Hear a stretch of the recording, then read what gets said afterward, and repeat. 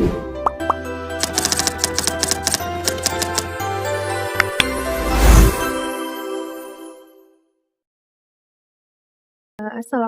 warahmatullahi wabarakatuh. Halo semuanya, selamat datang di video presentasi kelompok kami untuk mata kuliah Pengantar Bisnis Digital.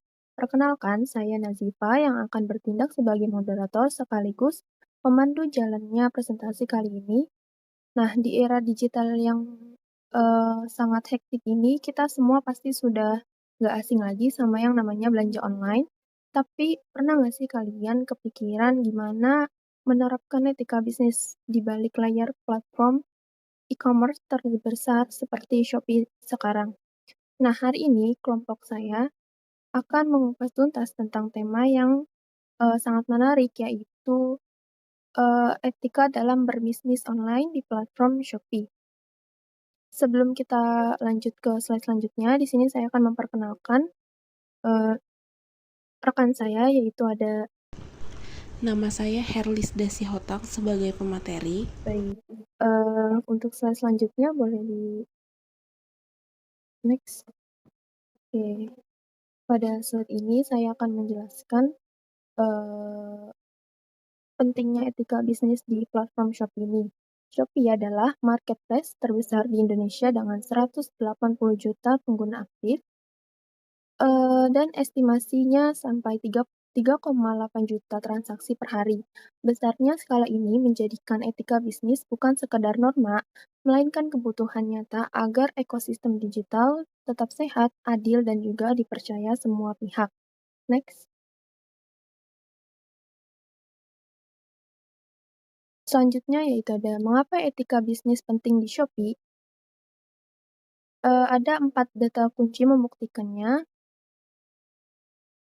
yaitu ada 187 juta pengguna Shopee di Asia Tenggara menunjukkan skala dampaknya sebesar 1.200 triliun GMV e-commerce Indonesia, yang memperlihatkan nilai ekonominya 72% konsumen ini pernah ditipu secara online, mencerminkan risiko nyata, dan Permendag Nomor 31 Tahun 2023 menegaskan kewajiban regulatifnya etika bisnis ini adalah fondasi kepercayaan bukan pilihan.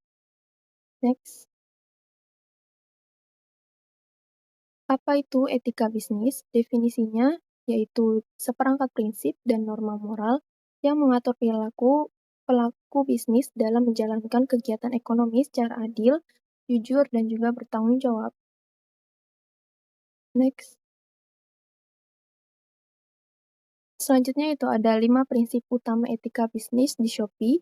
Yang pertama yaitu kejujuran dalam deskripsi dan foto produk akurat, dan juga tidak ada klaim palsu tentang kondisi, kualitas, atau asal barang. Yang kedua ada tanggung jawab, menangani keluhan tepat waktu, mengganti barang yang rusak, dan memenuhi estimasi pengiriman.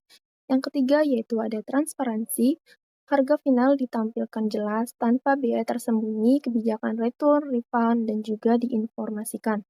Yang keempat yaitu ada keadilan, persaingan harga sehat, yaitu dilarang memanipulasi ulasan sesuai kebijakan anti manipulasi Shopee. Yang kelima yaitu ada rasa hormat. Rasa hormat sebagai merespon pertanyaan konsumen sampai 24 jam menggunakan bahasa yang sopan dan juga profesional dalam mengechat konsumen. Next. Oke, selanjutnya yaitu ada keuntungan kompetitif penjual etis.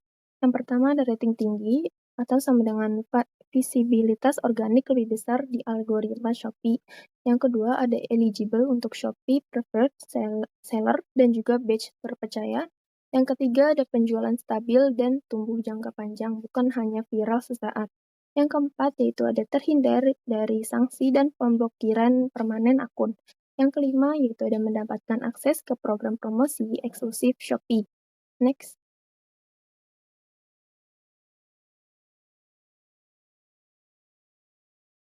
Materi selanjutnya yang akan disampaikan oleh teman rekan saya yaitu Herlisda, dipersilahkan. Materi selanjutnya yaitu praktik etis versus pelanggaran etika.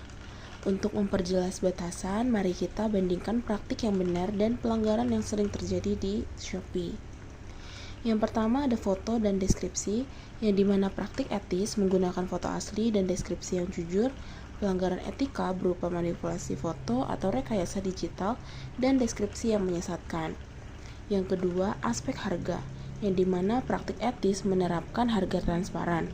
Pelanggaran etika menyembunyikan biaya tambahan yang baru muncul saat check out. Lalu yang ketiga adalah layanan pelanggan, yang dimana praktik etis merespon chat kurang dari 24 jam. Pelanggaran etika mengabaikan pesan, membiarkan komplain, atau membalas secara kasar. Setelah itu ada sistem ulasan, yang dimana praktik etis membangun ulasan organik dari pembeli asli. Pelanggaran etika menggunakan bot, membeli ulasan baru, atau melakukan fake order. Dan yang terakhir ada keaslian produk, yaitu praktik etis menjual barang asli atau memberikan keterangan jelas jika produk tersebut replika atau KW. Pelanggaran etika menjual produk palsu dengan klaim barang orisinal. Pelanggaran-pelanggaran di atas tidak hanya melanggar aturan internal Shopee, tetapi juga menabrak aturan hukum positif Indonesia, yaitu Undang-Undang Nomor 8 Tahun 1999 tentang Perlindungan Konsumen. Selanjutnya ada dampak berantai pelanggaran etika bisnis, yaitu jika penjual nekat melanggar etika, akan terjadi efek domino atau dampak berantai yang merugikan dari skala ringan hingga konsekuensi hukum pidana atau perdata. Yang pertama ada dampak awal atau sistemis, yaitu konsumen yang kecewa akan memberikan ulasan negatif dan bintang 1. Akibatnya, rating toko turun drastis sehingga algoritma Shopee akan menurunkan visabilitas produk di halaman pencarian. Yang kedua, dampak menengah atau ekonomis, yang dimana terjadi kehilangan pembeli massal. Ingat data YLKI bahwa 72% konsumen kapok dan tidak akan membeli ke toko yang memberikan pengalaman buruk. Lalu yang ketiga ada dampak berat atau platform, yang dimana Shopee memiliki sistem poin penalti. Jika pelanggaran berat terakumulasi, sistem Shopee akan membekukan, menangguhkan, atau menutup toko tersebut secara permanen. Dan yang terakhir ada dampak hukum negara, yaitu penjual bisa berhadapan dengan hukum KPPU atau Komisi Pengawasan Persaingan Usaha berdasarkan Undang-Undang Nomor 5 Tahun 1999, dapat menjatuhkan denda finansial yang sangat besar atas manipulasi harga. Di sisi lain, konsumen yang dirugikan dapat menggugat secara perdata melalui BPSK, yaitu Badan Penyelesaian Sengketa Konsumen. Selanjutnya ada dasar hukum dan regulasi, yang dimana terdapat 3 payung hukum utama di Indonesia yang mengikat aktivitas perdagangan digital di Shopee. Yang pertama ada Undang-Undang Nomor 8 Tahun 1999 tentang Perlindungan Konsumen, yang dimana menegaskan kewajiban penjual untuk memberikan informasi yang benar, jujur, dan jelas mengenai kondisi jaminan barang, larangan iklan menyesatkan, serta hak konsumen mendapatkan ganti rugi. Yang kedua ada Undang-Undang Nomor 5 Tahun 1999 tentang larangan praktik monopoli dan persaingan usaha tidak sehat, yang dimana mengatur larangan praktik kartel, penetapan harga tidak wajar, dan manipulasi pasar.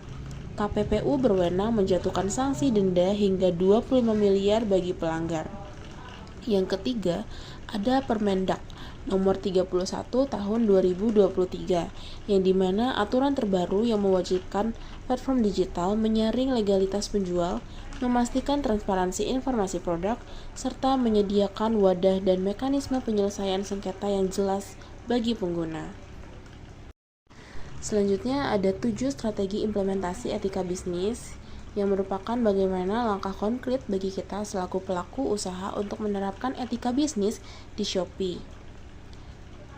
Yang pertama ada pahami regulasi, yaitu selalu pelajari pembaruan kebijakan Shopee Seller Policy, aturan hak konsumen, dan regulasi pemerintah. Yang kedua, foto dan deskripsi akurat, yaitu gunakan dokumentasi asli produk, cantumkan dimensi, bahan, dan kondisi real, serta hindari overclaiming.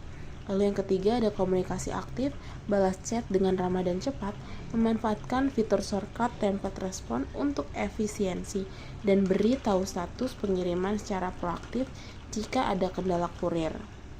Yang keempat, ada quality control ketat, yang dimana cek fisik kondisi barang secara mendetail sebelum dikemas, dan buat dokumentasi foto atau video sebagai bukti sebelum diserahkan ke kurir. Yang kelima, ada kelola keluhan dengan cepat, yaitu tawarkan solusi damai yang adil, selesaikan secara mandiri sebelum diekskalasi ke pihak Shopee. Lalu yang keenam, ada bangun reputasi organik, yaitu mintalah ulasan jujur dari pembeli setelah transaksi selesai dengan memberikan pelayanan terbaik. Jangan pernah tergiur membeli ulasan palsu atau jasa peningkatan rating insan. Dan yang terakhir, monitor dan evaluasi berkala, yaitu pantau metrik performa toko setiap minggu melalui dashboard Shopee Seller Center untuk perbaikan terus-menerus. Dan yang terakhir, ada kesimpulan dan penutup. Sebagai penutup dari pemaparan kami hari ini, ada beberapa poin penting yang dapat kita bawa. Yang pertama, ada etika bisnis adalah investasi jangka panjang, yang dimana etika bukan sekedar beban moral atau aturan yang membatasi, melainkan sebuah instrumen keunggulan kompetitif yang mendatangkan keuntungan finansial nyata di era digital. Terbukti dengan peningkatan penjualan hingga 34% dan lonjakan pembeli berulang hingga 4,6 kali lipat. Yang kedua, negara melalui regulasi ketat telah menetapkan standar etika minimum demi menjaga keadilan bagi semua pihak. Dengan berbisnis secara beretika di platform Shopee, kita tidak hanya menumbuhkan bisnis secara sehat, berkah, dan berkelanjutan secara personal, tetapi juga ikut berkontribusi membangun ekosistem digital Indonesia yang aman, terpercaya, dan maju. Sekian pemaparan dari kelompok 12. Terima kasih atas perhatiannya. Selanjutnya akan saya kembalikan kepada moderator. Baik, terima kasih kepada rekan saya Herlisda yang sudah memaparkan materi dengan sangat baik. Kami berharap materi yang kami sajikan bisa memberikan insight baru bagi teman-teman semua yang menyaksikan video presentasi kelompok kami pada hari ini. Saya selaku moderator dan juga Lisda rekan saya sebagai pemateri pamit undur diri. Terima kasih atas perhatiannya. Wassalamualaikum warahmatullahi wabarakatuh.